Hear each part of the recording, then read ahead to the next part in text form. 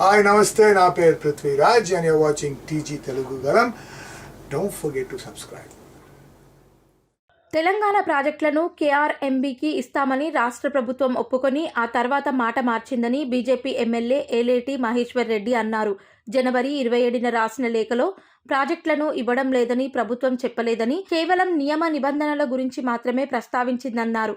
కేఆర్ఎంబీకి ఇస్తామని చెప్పిన CM mind set ఇప్పుడు ఎందుకు మారిందో తనకు అర్థం కావట్లేదని ఆయన వ్యాఖ్యానించారు. అది కూడా నేను మీ ద్వారా ముఖ్యమంత్రి గారు పంపిస్తాను అధ్యక్ష. సెకండ్ మీటింగ్ కూడా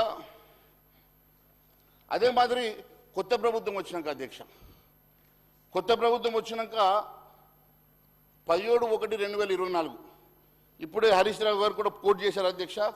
మరి దాని విషయంలో కూడా కేఆర్ఎంకి ఇవ్వడానికి ఒప్పుకున్నట్టుగా మరి దాంట్లో వచ్చిన తర్వాత ముఖ్యమంత్రి గారు ఆఫీస్ నుంచో లేకుంటే సెక్రటరీ టు ద గవర్నమెంట్ ఒక లెటర్ పంపించాడు అధ్యక్ష. ఆ లెటర్ ఏం చెప్తూ the secretary to the government of India letter పంపించారు 27 జనవరి. దీంట్లో కూడా కేఆర్ఎంబీకి నేను అప్పగిస్తలేనని చెప్పట్లేదు అధ్యక్ష, టర్మ్స్ అండ్ కండిషన్స్ మాత్రమే డిమాండ్ చేస్తూ ఉన్నారు అధ్యక్ష. మరి కేఆర్ఎంబీకి అప్పగిస్తానని చెప్పని ముఖ్యమంత్రి గారు జనవరి 27 రోజు ఒప్పుకున్నటువంటి ముఖ్యమంత్రి గారు సడన్గా ఈరోజు ఎందుకు వారి మైండ్ సెట్ చేంజ్ అయిందో నాకు అర్థం కావట్లేదు అధ్యక్ష.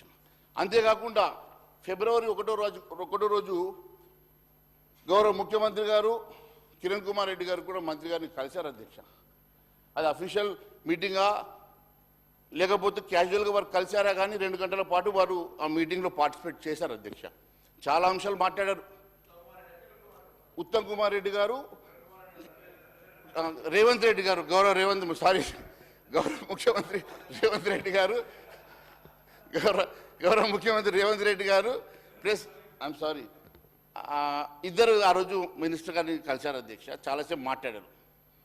దాంట్లో కూడా